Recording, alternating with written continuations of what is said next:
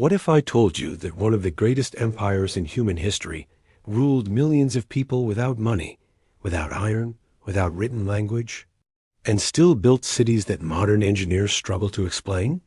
No wheels, no steel, no alphabet. And yet, roads stretched across mountains, food was stored for years, earthquakes were anticipated in stone, and power was justified by blood, said to descend from the sun itself. This was not a myth. This was the Inca Empire, and its rise was as astonishing as its fall was sudden.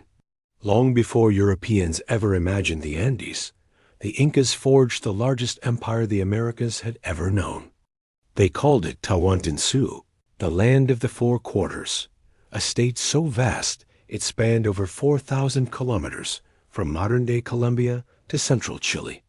Every region, every village, every field was tied together by a system of roads so advanced that even centuries later, parts of it are still used.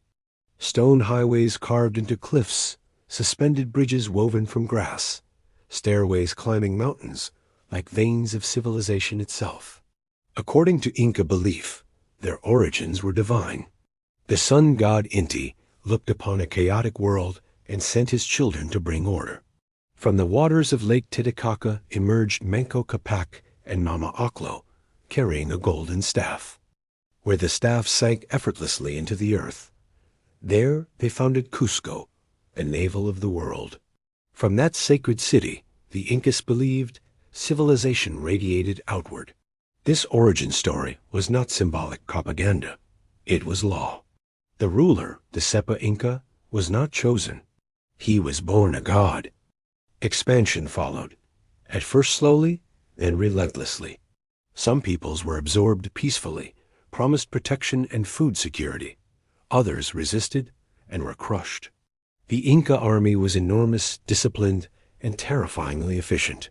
Soldiers trained from youth, marching across extreme terrain, supplied by state warehouses stocked years in advance. War was not chaos. It was administration by force. But the true genius of the Inca Empire was not conquest. It was control. There was no currency, no markets as we know them. Instead, the empire functioned through obligation. Every citizen gave labor to the state in a system called metalworking fields, building roads, serving in the army. In return, the state guaranteed survival. Food was redistributed during famine.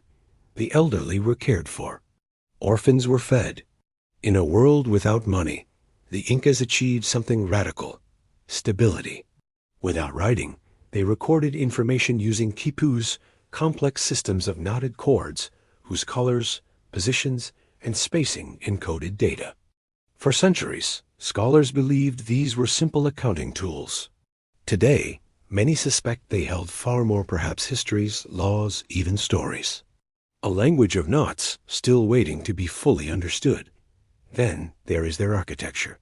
Cities built where cities should not exist. Stones cut so precisely they lock together without mortar, flexing during earthquakes instead of collapsing. Agricultural terraces that prevented erosion and created microclimates. Water systems that purified, distributed, and controlled flow with surgical precision. Places like Machu Picchu are not just ruins. They are unanswered questions carved into mountains. At the peak of its power, the Inca Empire ruled over 10 million people.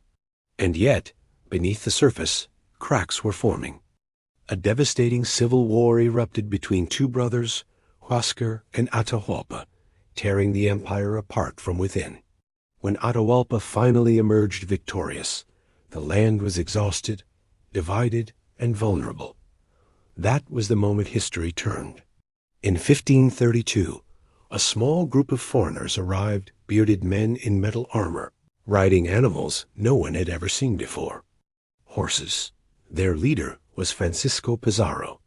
They were few, fewer than 200. By any rational calculation, they should have been annihilated. But they carried invisible weapons: disease, deception, and a ruthless understanding of power. Atahualpa did not fear them. How could he? He was the living son of the sun, These men were curiosities. In Cajamarca, Pizarro set a trap. In a single afternoon, the emperor was captured. The divine ruler of millions, seized without a battle. To buy his freedom, Atahualpa promised to fill a room with gold and silver. He did. It became the largest ransom ever paid in human history. It did not save him. Atahualpa was executed, and with him died the spiritual axis of the empire. The Incas believed the universe required balance. Without the sun's sun, the world itself unraveled. Cities fell, resistance fractured. Spanish rule spread with terrifying speed, aided by alliances, betrayals, and pandemics that wiped out entire populations. Within a generation, the empire was gone. But the Incas did not vanish. Their language, Quechua, is still spoken by millions. Their roads remain etched into mountains. Their knowledge of agriculture, medicine, and astronomy still echoes through Andean culture. And their unanswered questions persist. How did they build what they built? What knowledge was lost with the Quipus? And how did an empire so powerful fall so fast? The Inca story is not just about conquest. It is a warning. A reminder that even the most advanced civilizations can collapse not from weakness alone, but from forces they cannot yet imagine. And perhaps the most unsettling truth of all is this: the Inca Empire may be gone, but it has not finished speaking.